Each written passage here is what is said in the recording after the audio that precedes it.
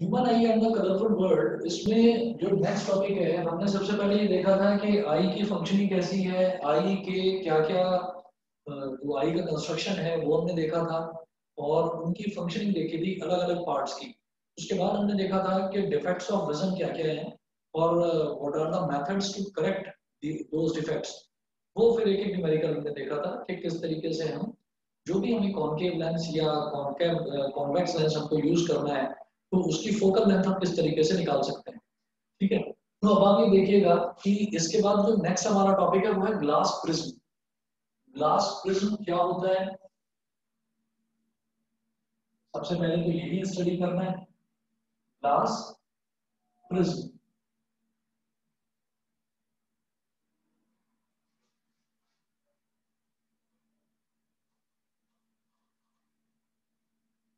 इसमें जो glass prism होता है, ग्लास प्रिज्म इस तरीके की एक डिवाइस होती है जिसमें जो हमको टोटल 5 फेसेस मिलते हैं। एक फ्रंट फेस होता है, एक बैक फेस होता है, एक राइट फेस होता है, एक लेफ्ट फेस होता है और एक होता है बॉटम फेस। तो जो हम बात करेंगे अभी एक ट्रायंगुलर ग्लास प्रिज्म की, तो उस ट्रायंगुलर ग्लास प्रिज्म में क्या होता है, बस इतना ध्यान रखना है हमको कि जो हमारा बेस होता है ना, base is a rectangle. Base rectangle, मैं उसको बनाकर दिखा देता हूँ कि उसका किस तरीके का डिजाइन होता है, वो देखिएगा। Excuse me sir. हाँ जी बताइए। सर आपने बीच में कुछ टॉपिक स्किप कर दिए, लाइक हमने प्रेस बायोपिया भी नहीं किया। प्रेस बायोपिया करवाया था लास्ट टाइम, मैंने करवाया था लास्ट टाइम, कैटरेक्ट के बारे में भी बताया था। आप देखिएगा लास्ट टाइम की रिकॉर्डिंग, मैंने न्यूमेरिकल कराया था ना, न्यूमेरिकल के बाद प्रेस बायोपिया कराया था। प्रेस बायोपिया में कुछ है नहीं, प्रेस बायोपिया जो है वो हाइपरमेट्रोपिया ही है। और हाइपरमेट्रोपिया में जब ज्यादा हमारी जो आई लेंस होता है, जब आई लेंस में ये इस तरीके की प्रॉब्लम आ जाती है कि हम जो कन्वर्जिंग पावर होती है वो कन्वर्जिंग पावर बहुत ज्यादा कम हो जाती है। ठीक, और वो कब होती है, वो एज में होती है। जब एज बहुत ज्यादा बढ़ जाती है तो तब कन्वर्जिंग पावर जो होती है हमारे आई लेंस की वो बहुत ज्यादा कम हो जाती है, तो जो इमेज होती है वो रेटिना के बहुत पीछे बनने लगती है। तो उस प्रॉब्लम को बोलते हैं प्रेस बायोपिया। ठीक है ना, तो इसमें कुछ भी नहीं है, ये एक एक्सटेंडेड वर्जन समझ लीजिए आप हाइपरमेट्रोपिया का। ये हाइपरमेट्रोपिया ही अगर बहुत ज्यादा मतलब सीवियर हो जाता है तो उस प्रॉब्लम को हम बोलते हैं प्रेस बायोपिया। तो इसमें सिर्फ इसकी डेफिनेशन थी और उसके अलावा उसके करेक्शन के कोई मेथड्स हो या उस पर कोई पर्टिकुलर न्यूमेरिकल हो, वो कुछ भी नहीं। ठीक है ना, बस इतना ही था, मैंने बताया भी था लास्ट टाइम। सर वो तो मुझे याद था, बट आपने इतना लाइक आपने ब्रीफ में बताया था, आपने एक्सटेंसिवली नहीं बताया था, तो आई थॉट कि आज आप नहीं नहीं, कराओगे। बस इतना ही, बस इतना ही है उसमें, उसमें बस इतना ही है, उसके आगे कुछ नहीं है। और अगर आप लोग देखें तो इसमें थोड़ा सा मैं एक्चुअली लखवीर सिंह में से पढ़ाता हूँ, तो लखवीर सिंह के बीच के 2 टॉपिक्स और हैं जो मैंने नहीं कराए हैं। एक्चुअली उनकी जरूरत भी नहीं है, वो उन्होंने सिर्फ एक एक्सप्लेनेशन के तौर पर ये बताया है कि why do we have 2 eyes for vision not just one. एक ये भी टॉपिक दे रखा है और बीच में एक टॉपिक ये भी दे रखा है द गिफ्ट ऑफ विजन। तो ये कभी एग्जाम में पूछा नहीं जाता, और अगर आप एनसीईआरटी भी देखेंगे तो एनसीईआरटी में बहुत मामूली सा 2 या 3 लाइन में बताया है इन्होंने कि अगर हमारी आंखें जब हमारी आंख का काम देखने का है तो हमने 2 आईज हमें क्यों दी है भगवान ने। एक ही आई से काम चल सकता था, 2 क्यों दी, वो 2 इस वजह से दिए to have a wider view of vision, ताकि हम बहुत सिर्फ एक स्ट्रेट लाइन में नहीं देखना होता हमको, हमें एक वाइडर व्यू लेकर चलना होता है। तो वाइडर व्यू कैसे मिलेगा कि अगर मैं अपनी इस आंख की बात करूं तो इस आंख का एक पूरा वाइडर व्यू होगा, इस आंख का एक पूरा एक वाइडर व्यू होगा, तो मुझे पूरी एक बड़ी जैसे कोई स्क्रीन में देख सकूं तो वो पूरी बड़ी एक स्क्रीन मुझे प्रॉपरली दिखाई दे सकती है। मतलब if my surroundings is a big screen, अगर मैं अपनी सराउंडिंग्स को एक बड़ी सी स्क्रीन मानूं, और ऐसा ही है, अगर हम देखते हैं दूर तक तो हमको दूर दूर तक ऐसा दिखाई देता है जैसे मतलब पूरा का पूरा जो व्यू है उसको हम इस तरीके से देख सकते हैं। ठीक, तो my eyes are not concentrating just in a straight line, single line, उनको एक पूरा एंगल चाहिए, पूरा व्यू चाहिए। तो इसलिए हमें एक नहीं 2 आंखें दी हैं, तो 2 आंखों से विजन थोड़ा अच्छा हो जाता है। दूसरा, जो गिफ्ट ऑफ विजन है, गिफ्ट ऑफ विजन में बस एक चीज ये बताई गई है कि जो हमारी आईज होती हैं, आईज को हम जब मर जाते हैं तो मरने के बाद भी डोनेट किया जा सकता है, और उससे किसी और को, कोई और जो है जो मतलब जिंदा है और जो ब्लाइंड है, तो उसको अगर वो आंखें डोनेट कर दी जाए तो उसको वो काम कर जाती है। मतलब ये आई सबसे पहले, जैसे ट्रांसप्लांटेशन के बहुत सारे आजकल तो बायोलॉजिकली देखा जाए तो मेडिकल वर्ल्ड में इतना ज़्यादा एडवांसमेंट हो चुका है कि ट्रांसप्लांटेशन हार्ट का भी हो रहा है, और किडनीज का, लिवर का, मतलब बॉडी ऑर्गन्स का ट्रांसप्लांटेशन हो जाता है। फॉर एग्जांपल, अगर अगर हम बहुत पुरानी बात करें, जब मेडिकल साइंस इतनी एडवांस नहीं थी, तो तब क्या होता था कि अगर किसी की किडनी में प्रॉब्लम है, अगर किसी के लिवर में प्रॉब्लम है, तो वो ट्रांसप्लांट नहीं होते थे, वो ट्रांसप्लांट नहीं होते थे। उसका रीजन सिर्फ यही था कि तब मेडिकल साइंस में उतना एडवांसमेंट नहीं था, इस तरह के ऑपरेशन तब पॉसिबल नहीं थे।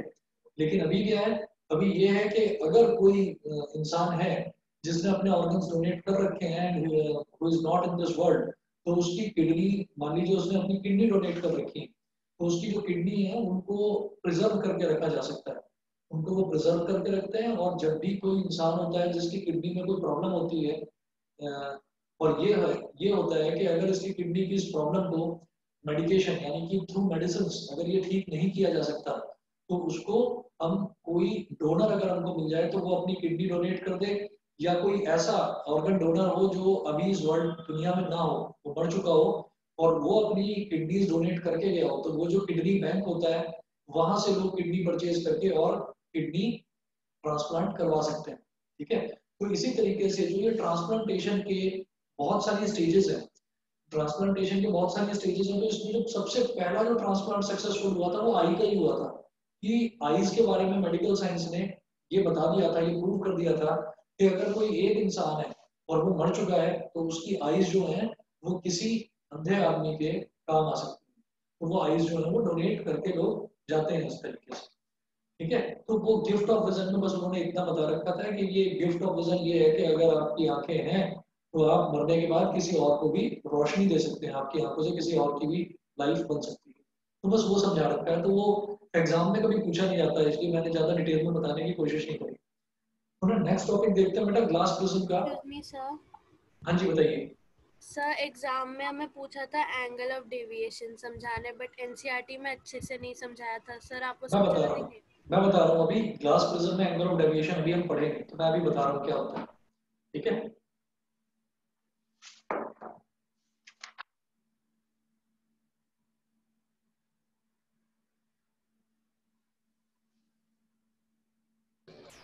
सर हाँ जी। सर नेक्स्ट आप केमिस्ट्री, एक बार केमिस्ट्री करा देना, थोड़े डाउट्स आ रहे हैं उसमें। हाँ बता देना मुझे।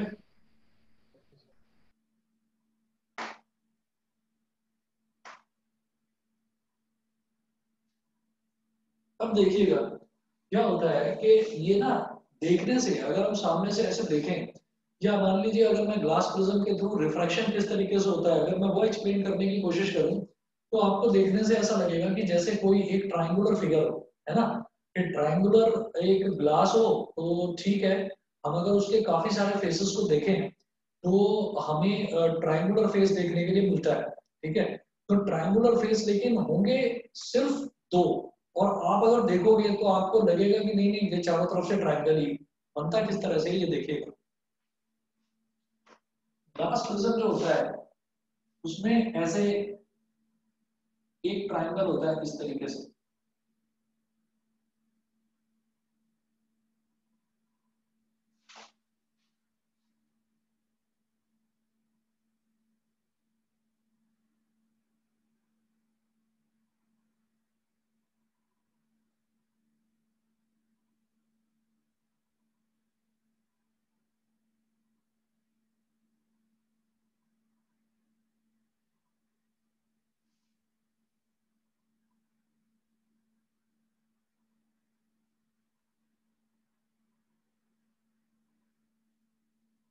ये डॉटेड लाइन बनाकर इस वजह से दिखा रहा हूँ क्योंकि ये पीछे की तरफ होगी, ये हम इसको देख नहीं पाएंगे इस वजह से।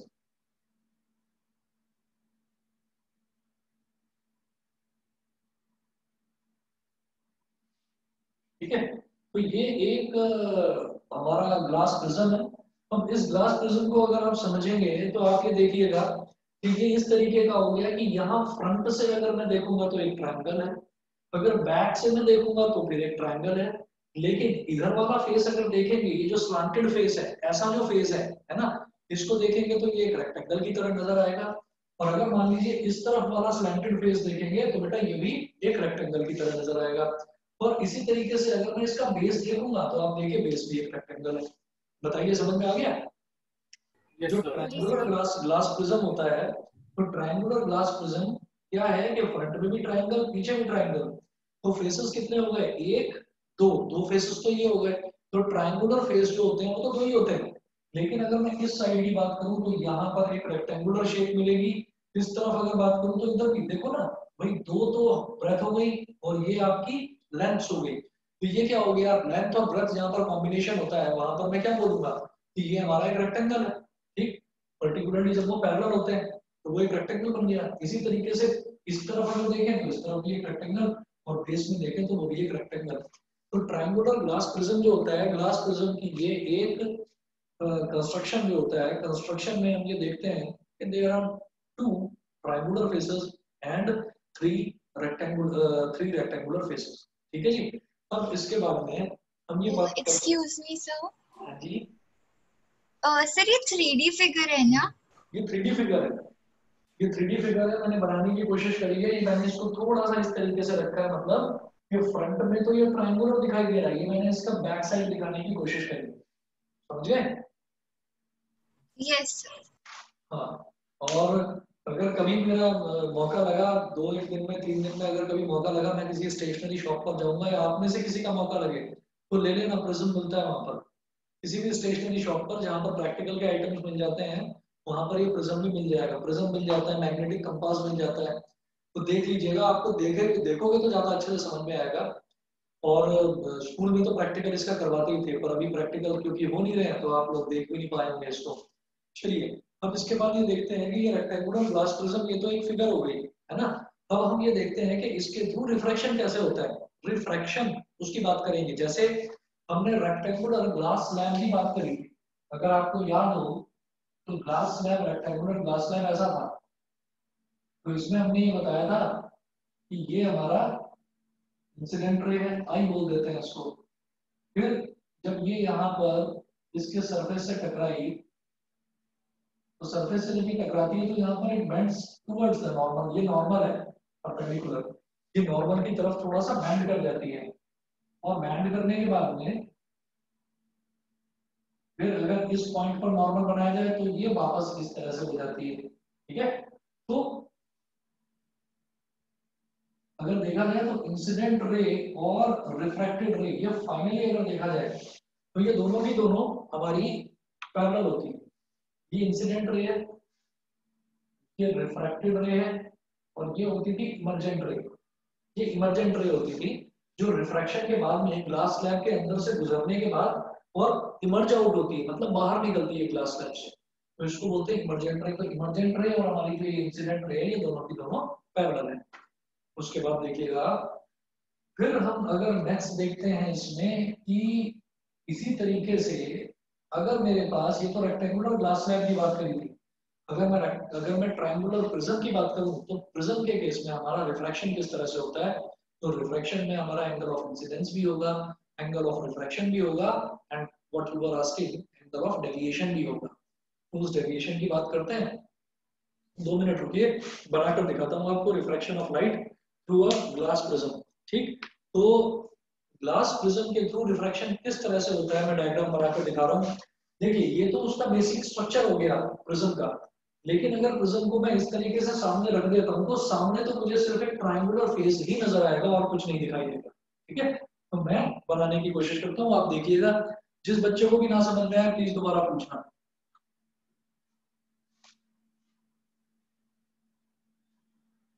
सर एक बार सर बता देना फिर से। है बेटा, क्या बोल रहे हो? बताओ, कुछ बोल रहे थे दिवस? सर हाँ, कुछ बोल रहे थे आप, बताओ। सर मैं कहता वो केमिस्ट्री का चैप्टर नहीं है, कार्बन एंड इट्स कंपाउंड्स, हाँ इसमें नेमिंग में थोड़ी प्रॉब्लम आ रही थी, वो जो नेमिंग में, हाँ नॉमेनक्लेचर, ठीक है ठीक है ठीक है, बता दूंगा। एग्जाम तो नहीं आने वाला नजदीक? सर वीकली टेस्ट शुरू हो रहे हैं हमारे 5th से। करा देता हूँ, करा दूंगा, बता देना मुझे किस दिन कराना है। Yes sir.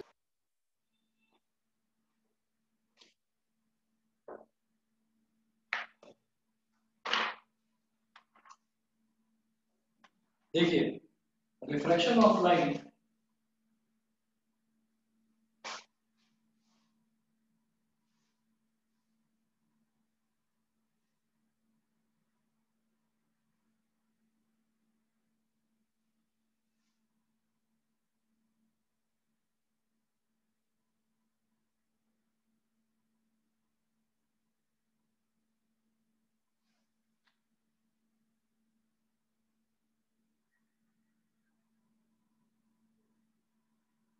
Refraction of light through a glass prism,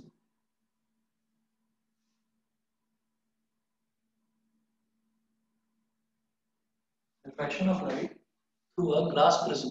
अब इसमें हमें जो सामने की तरफ जो हमें इसका फेस दिखाई देता है ना प्रिज्म का, वो रेक्टेंगुलर होता है, तो सॉरी ट्रायंगुलर होता है।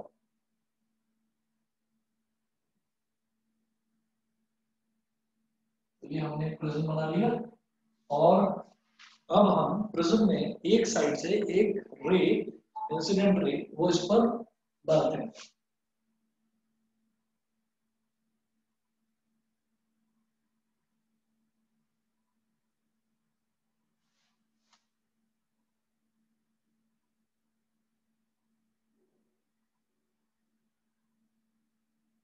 इंसिडेंट रे जिसको हम आई बोल देते हैं,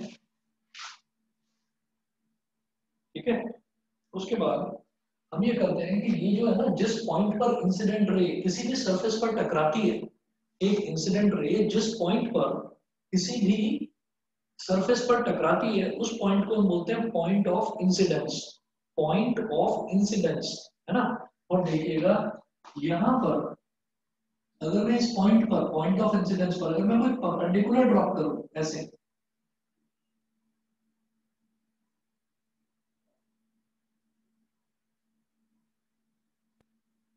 अगर मैं कोई परपेंडिकुलर ऐसे ड्रॉप करता हूँ ना, परपेंडिकुलर मतलब बेटा समझ जाइए कि यहाँ पर एंगल जो है 90 डिग्री का बन रहा है, ठीक। तो ये जो परपेंडिकुलर होता है, इसी रे को हम नॉर्मल बोल देते हैं।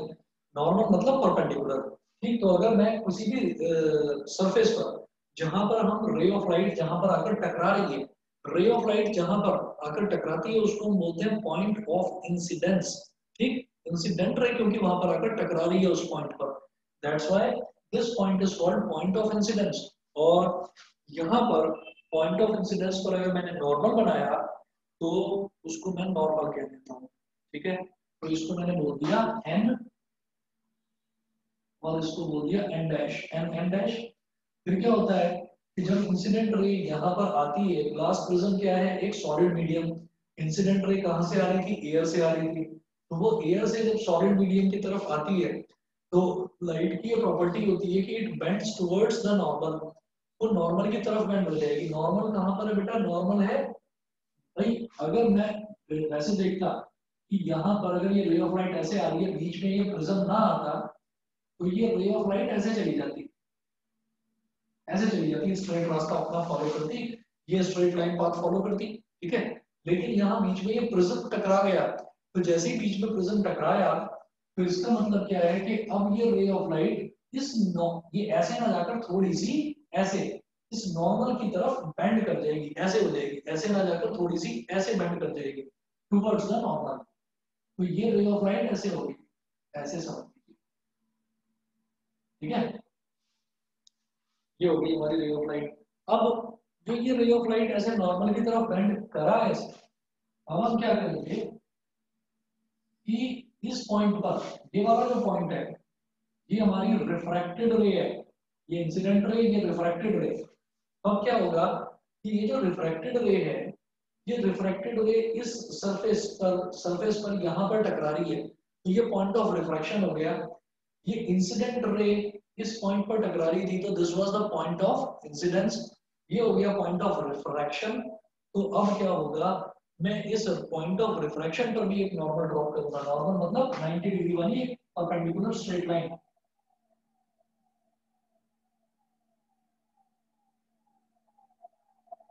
और देखिएगा जैसे हमने इसको बोला है एम एन डैश, ऐसे ही इसको बोलेंगे M M dash, N N dash, ऐसे ये एम एम डैश, ये हो गया। ठीक है, तो अब ये बाहर निकलेगी रे ऑफ लाइट। तो जब डेंसर मीडियम, भाई सॉलिड है, solid is a denser medium, particles are closely packed, है ना। तो यहाँ पर क्या हो गया कि डेंसर मीडियम है, डेंसर मीडियम से जब रेयर मीडियम यानी कि एयर में लाइट जाएगी तो क्या होगा, it bends away from the normal. तो एक्चुअल में ये रे ऑफ लाइट ऐसे जाती, ठीक है, एक्चुअल में तो ये रे ऑफ लाइट ऐसे निकलती बिल्कुल स्ट्रेट, लेकिन अब क्योंकि ये रेयर मीडियम में आ गई है तो ये ऐसे ना जाकर it bends away from the normal. Normal तो ये है ना, तो नॉर्मल से अवे, नॉर्मल से दूर हो जाएगी, मतलब ये ऐसी हो जाएगी। और इसको बोलेंगे ई, ई मतलब जो बाहर निकलती है, मतलब एयर से आई फिर एक सॉलिड मीडियम में चली गई, सॉलिड मीडियम से जब वो बाहर निकलेगी तो ऐसे केस में रे को हम बोलते हैं इमर्जेंट रे। जब रे कहीं से बाहर निकलती है तो हम उसको बोलते हैं इमर्जेंट रे,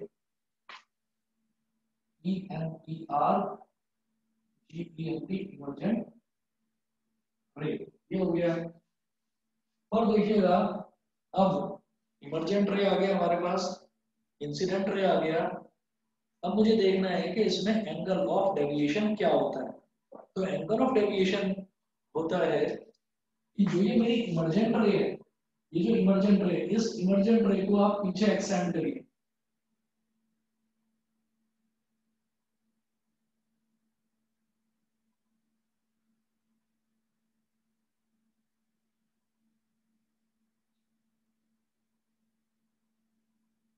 इमर्जेंट रे को पीछे एक्सटेंड करिए। तो पीछे एक्सटेंड करने से मुझे ये समझ में आता है कि इंसिडेंट रे ऐसे जा रही है, इसको आगे एक्सटेंड करा, इमर्जेंट रे ऐसे निकल रही है, इसको पीछे एक्सटेंड करा। तो इंसिडेंट रे प्रोड्यूस्ड और इमर्जेंट रे प्रोड्यूस्ड, इन दोनों के बीच में जो एंगल बनता है, ये जो एंगल बनेगा बेटा, this angle is called angle of deviation, angle of deviation. बताइए क्लियर है? Excuse me sir. हाँ जी बताइए। सर यहाँ पे तो इमर्जेंट रे और जो इंसिडेंट रे को लाइक हम जो आगे प्रोड्यूस करते हैं वो तो पैरेलल नहीं है ना? दोबारा बताओ। सर जैसे रेक्टेंगुलर प्रिज्म में था लाइक स्लैब में कि लाइक इमर्जेंट रे और जो इंसिडेंट रे जो हम आगे प्रोड्यूस करते हैं वो पैरेलल थे, तो वो यहाँ पे नहीं है ना? हाँ वो यहाँ पर नहीं है, वो रेक्टेंगुलर ग्लास स्लैब में होता है, ट्रायंगुलर में नहीं, ट्रायंगुलर प्रिज्म में नहीं होता। ठीक है, हाँ जी बताइए। सर अभी आपने एक प्रॉपर्टी बोली थी कि जो लाइट की रे होती है वो हमेशा नॉर्मल के टुवर्ड्स जाती है। जो रिफ्रैक्टेड रे होती है, सर अभी आपने बोला था कि लाइट की एक प्रॉपर्टी होती है कि वो नॉर्मल के टुवर्ड्स बेंड होती है। मैं बताता हूँ वो कब होती है। लाइट की प्रॉपर्टी होती है, लेकिन होता क्या है ना कि ये ना रिफ्रैक्शन का रूल होता है। रिफ्रैक्शन में ये होता है कि जब भी एक मीडियम से दूसरे मीडियम में लाइट एंटर करती है ना, एक मीडियम से दूसरे मीडियम में, ठीक, तो ये होता है कि जब रेयरर मीडियम से डेंसर मीडियम में लाइट ने एंटर किया तो it bends towards the normal, और जब डेंसर मीडियम से रेयरर मीडियम में लाइट ने एंटर किया तो it bends away from the normal. याद आ गया? हाँ जी तो सर। यहाँ पर क्या था, यहाँ पर बेटा नॉर्मल ये है, ये वाली लाइन एन एन डैश, और ये बाहर क्या है, ये एयर है, ये इधर क्या है, एयर है, चारों तरफ एयर ही एयर है, लेकिन बीच में ये एक ग्लास का, कांच का बना हुआ एक प्रिज्म है, ट्रायंगुलर प्रिज्म है। तो वो जो प्रिज्म होता है, प्रिज्म क्या है, प्रिज्म एक सॉलिड मटेरियल है, कांच का बना हुआ है, सॉलिड मटेरियल है। तो हमने ये कहा कि जब एयर से, यानी कि एक रेयरर मीडियम, एयर क्या हो गया, खुला खुला मीडियम, रेयरर मीडियम, क्योंकि एयर में I am free to move my hands like this, तो ये रेयरर मीडियम है और ये सॉलिड है। क्या मैं इस सॉलिड के अंदर अपना हाथ घुसा सकता हूँ? नहीं जा सकता इसके अंदर हाथ, ठीक है, क्योंकि इसके particles, the particles are densely packed, वो अलाउ नहीं करेंगे। मैं ऐसे हाथ घुसाने की कोशिश करूंगा, बार बार टकराएगा, अंदर नहीं जा सकता। तो यानी कि ये डेंसर मीडियम है। तो जब रेयरर से डेंसर में आया तो ये नॉर्मल है ना, तो वैसे तो ये ऐसे जाती रे ऑफ लाइट, ऐसे इंसिडेंट रे ऐसे जाती सीधी, लेकिन जब ये अब इसमें डेंसर मीडियम में आ गया तो it bends towards the normal, तो इसलिए ये थोड़ा सा नॉर्मल की तरफ झुक जाता है। तो ये सीधा जाने की बजाय ये ऐसे जाएगा। रिफ्रैक्टेड रे ये है, तो मैंने बोल्ड दिखा रखी है, ये रिफ्रैक्टेड रे। अब यही रिफ्रैक्टेड रे जब इस सॉलिड से एयर में निकलेगी, बाहर की तरफ निकलेगी, तो इसको ऐसे जाना चाहिए था सीधा सीधा, है ना भाई, ये ऐसे है, ये ऐसे है ना सीधी सीधी, तो अब इस रिफ्रैक्टेड रे को ऐसे सीधा सीधा जाना चाहिए था। लेकिन क्या हुआ कि मीडियम चेंज हो गया, ये सॉलिड मीडियम से इसमें आ गए, रेयर मीडियम में, एयर वाले मीडियम में आ गए।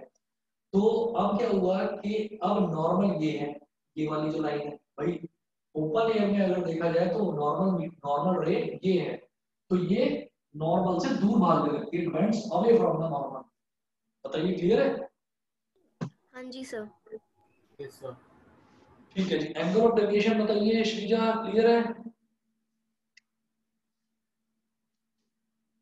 एंगल ऑफ डेविएशन क्लियर है बताइए? हर्षित, अनुभव, अनमोल, बताओ। Yes sir. Yes sir. Clear है। Yes sir. भव्या क्लियर है?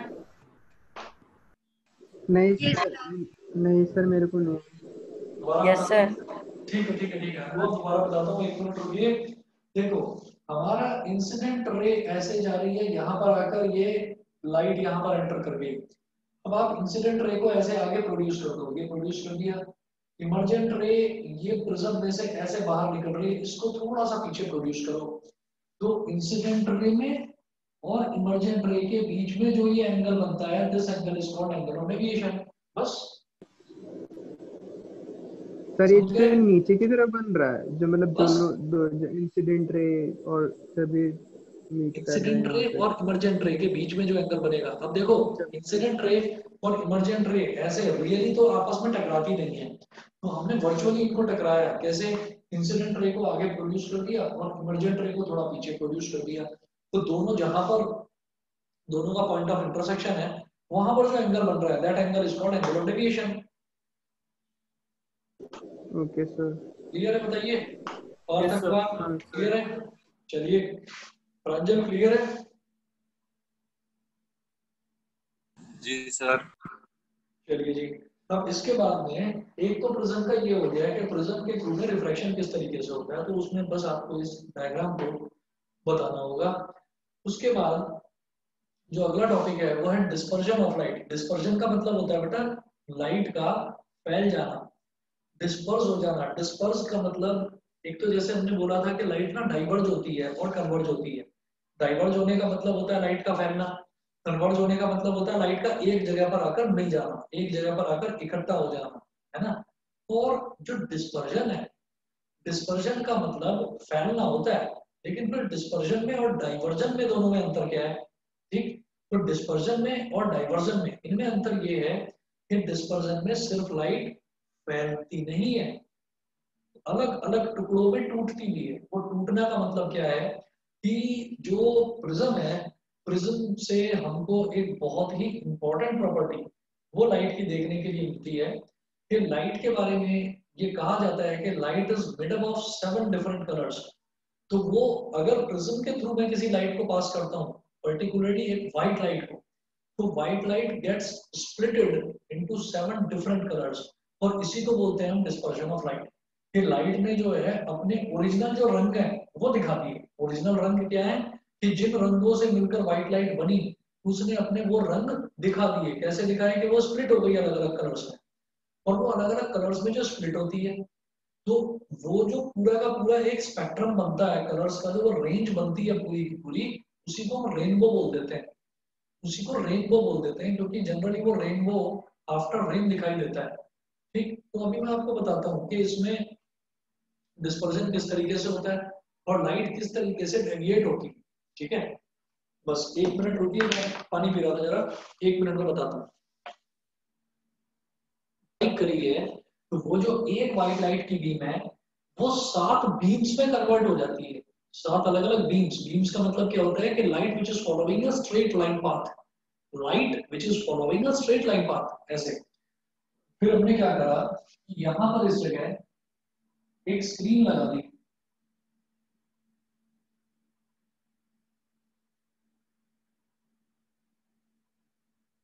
ये है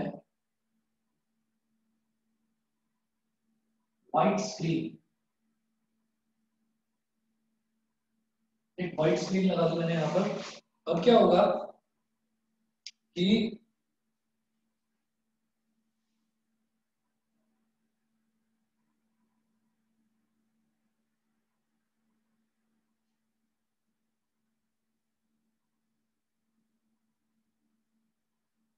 यहां पर हम लिखेंगे लीस्ट डेविएशन। लीस्ट डेविएशन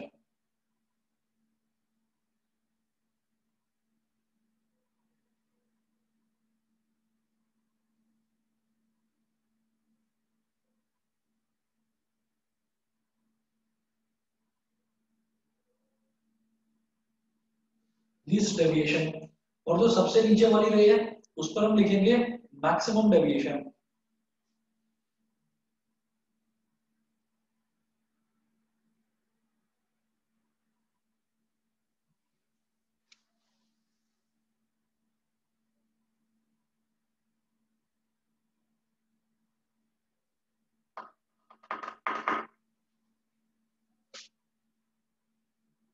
एक लाइट 1 2 3 4 5 6 7, एक और बनाएंगे, एक और।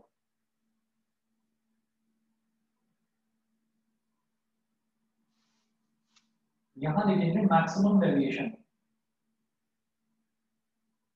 अब ये जो चीज है ये हमको पता कैसे चली, ये एक्सपेरिमेंट के थ्रू पता चली, ये ऑब्जर्वेटरी थिंग है। हम ये कहें कि ऐसा क्यों हुआ, तो हमने कहा कि भाई ये हमने ऑब्जर्व करा है। हमने एक प्रिज्म रखा और हमने एक प्रिज्म पर एक व्हाइट लाइट की बीम डाली, और व्हाइट लाइट की बीम डालकर सामने हमने एक स्क्रीन डाल दी, और उस स्क्रीन पर मैंने देखा कि मुझे 7 अलग अलग बैंड मिल गए। इसीलिए मैंने जो ये रेज बनाई हैं ये 8 रेज बनाई हैं। 1 2 3 4 5 6 7 8, ये 8 रेज बनाई हैं। तो इसमें ना 8 अलग अलग बैंड मिल गए। ये वाला जो बैंड है दिस इज ऑफ, दिखाई दे रहा है, this is of red colour. ये रेड कलर का है, आर लिख दिया मैंने यहाँ पर, आर। ये वाला जो बैंड है, ये वाला बैंड, ये ऑरेंज है। ये वाला जो बैंड है ये येलो, ग्रीन, ब्लू, इंडिगो और वायलेट। ठीक है, तो इसमें जब हमने ये चीज देखी कि एक हमारे पास अलग अलग कलर्स के बैंड आ गए। ठीक है, जब भी मैंने व्हाइट लाइट को ग्लास प्रिज्म के थ्रू पास करा तो मेरे पास अलग अलग कलर्स के बैंड आ गए। तो मैंने ये देख लिया, ये ऑब्जर्व करा कि जो व्हाइट लाइट है अगर उसको मैं ग्लास प्रिज्म के थ्रू पास करता हूँ तो वो व्हाइट लाइट जो है वो 7 अलग अलग रंगों में डिवाइड हो जाती है। तो एक तो हमने ये ऑब्जर्वेशन करी, ये हमारी पहली ऑब्जर्वेशन। दूसरी ऑब्जर्वेशन क्या है, हम ये देख रहे हैं कि रेड ही क्यों आ रहा है सबसे ज्यादा ऊपर और वायलेट सबसे नीचे आ रहा है, ऐसा क्यों है, रीजन क्या है। तो हमने कहा कि इस ऑब्जर्वेशन से हमें कंक्लूजन पर पहुंचे कि जो हमारा जो रेड लाइट है, रेड लाइट की स्पीड सबसे ज्यादा होती है। रेड लाइट की जो स्पीड होती है वो सबसे ज्यादा होती है। तो जो वेव्स होती है ना लाइट की, जिसकी हम वेवलेंथ कैलकुलेट किया करते हैं, तो उसकी स्पीड सबसे ज्यादा होती है। तो अगर किसी की स्पीड सबसे ज्यादा होगी तो वो डेविएट सबसे कम होगी। ठीक है ना, स्पीड सबसे ज्यादा मतलब एकदम से यहाँ से आई और एकदम से निकल गई बड़ी तेजी से, तो उसको डेविएट होने का मौका नहीं मिला। जो एटमॉस्फेयर के पार्टिकल्स हैं, एयर के पार्टिकल्स हैं, वो उसको डेविएट नहीं कर पाए बिकॉज उसकी स्पीड ज्यादा है। ठीक उसी तरीके से अगर किसी की स्पीड कम है तो एयर उस पर थोड़ा प्रेशर डालेगी, उसको थोड़ा सा नीचे की तरफ डेविएट कर देगी। ठीक, अच्छा, और इसी तरीके से मैं ये कहता हूँ कि वॉयलेट जो है वो सबसे ज्यादा डेविएट हो गई। क्यों? क्योंकि वॉयलेट की स्पीड सबसे कम है, धीरे धीरे धीरे वॉयलेट की रेज वो धीरे धीरे जा रही है। तो धीरे धीरे जा रही है तो एटमॉस्फेयर में उन पर प्रेशर डाला। फिर आप कहेंगे सर वो प्रेशर नीचे की तरफ ही क्यों डाल रहे हैं, ऊपर की तरफ क्यों नहीं डाल रहे? बिकॉज जब यहाँ पर प्रिज्म से लाइट निकलती है तो नॉर्मल इज लाइक दिस, और टेंडेंसी लाइट की क्या होगी कि जब वो सॉलिड से किसी रेयर मीडियम में जाएगी तो light bends away from the normal. ठीक है, तो इस वजह से वो जो प्रेशर पड़ता है वो नीचे की तरफ ही पड़ता है, वो ऊपर की तरफ नहीं पड़ेगा। बिकॉज ऊपर की तरफ पड़ेगा तो फिर वो नॉर्मल की तरफ हो जाएगा।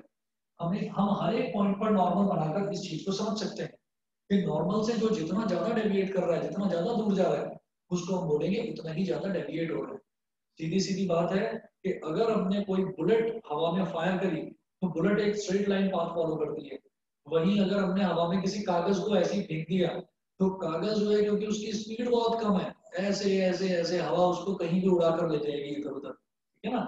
तो उसमें मैक्सिमम डेविएशन होगा बिकॉज जो कागज है उसकी वेलोसिटी बहुत कम है, ना के बराबर है, ठीक। और बुलेट की वेलोसिटी इतनी तेज है कि आपने इधर फायर करा और सामने टारगेट पर जाकर वो स्ट्राइक कर जाता है, ठीक है ना। तो जिसकी वेलोसिटी जितनी ज्यादा होगी उसका डेविएशन उतना ही कम होगा। डेविएशन कम का मतलब क्या है कि वो एकदम स्ट्रेट यहाँ पर जाएगा, ठीक है। तो वो डेविएट नहीं होगा, वो लाइट डेविएट नहीं होगी, नीचे की तरफ मुड़ेगी नहीं, बेंडिंग नहीं होगी उसमें। बताइए, क्लियर है इतना? Excuse me sir. हाँ जी। सर फिर डेविएशन का मतलब होता है नॉर्मल से दूर जाना।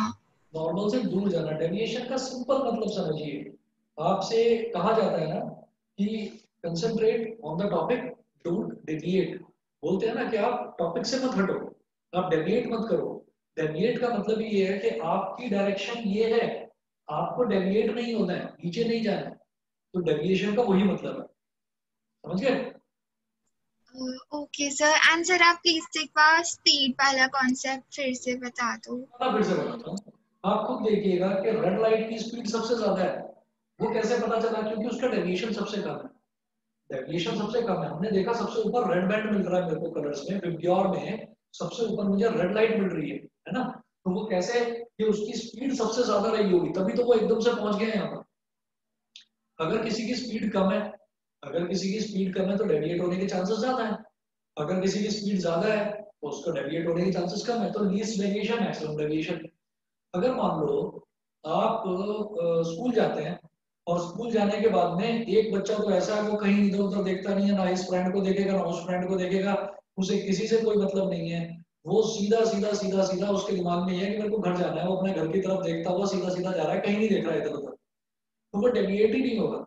नहीं तो पता चला कि इधर एक फ्रेंड मिल गया तो हाय हेलो कर ली, उससे बात करने लगे खड़े होकर, 5 मिनट उधर वेस्ट हो गए, 5 मिनट दूसरा फ्रेंड मिल गया उससे बात करने में वेस्ट हो गए। तो he is not getting deviated, क्योंकि उसने एक जगह फोकस कर रखा है, उसकी स्पीड तेज है। तो जो तेजी से निकल गया वो डेविएट नहीं होगा, इधर उधर सीधा चला जाएगा। यानी कि जिसकी वेलोसिटी ज्यादा वो उसका डेविएशन सबसे कम। और जो रुक गया कि अच्छा आराम से चल रहे हैं, धीरे धीरे धीरे निकल कर चल रहे हैं, पता चला उसको इधर भी एक फ्रेंड ने रोक लिया, इधर भी एक फ्रेंड ने रोक लिया, अरे सुन ले 2 मिनट तो बात कर ले, तो बात ही नहीं करता आजकल। तो उसमें क्या है कि डेविएशन ज्यादा होगा, क्योंकि आपकी स्पीड कम है। स्पीड फास्ट है तो सब यही सोचेंगे अच्छा यार ये तो देख ही नहीं रहा है, इसकी तो स्पीड बहुत तेज है, पता नहीं किस जल्दी में है, किस चक्कर में भागा जा रहा है। तो फिर आपसे कोई बात भी नहीं करेगा, आप डेविएट भी नहीं होंगे। समझ गए? थोड़ा उससे रिलेट करके बता रहा हूँ, बताइए समझ गए? Yes sir, thank you. Yes sir. Yes sir. जिसकी ज्यादा स्पीड होगी वो डेविएट नहीं होगा, और जिसकी स्पीड कम है धीरे धीरे धीरे धीरे जा रहा है तो वो एटमॉस्फेयर भी उस पर प्रेशर लगाएगा कि अच्छा बड़े आराम से जा रहा है, तो मेरी भी तो बात सुन ले जरा। तो वो उसको बुलाएंगे तो वो डेविएट होगी लाइट। समझ गए? Yes yes sir. Yes sir. Yes sir. ठीक है बेटा, फिर बाकी कल करते हैं, आज के लिए फिर इतना ही, ठीक है? नमस्ते सर। चलिए ठीक है। Thank you sir. Thank you नमस्ते sir. Sir. Thank you sir. Bye sir. Okay bye sir. Okay, bye bye. Thank you sir. Okay.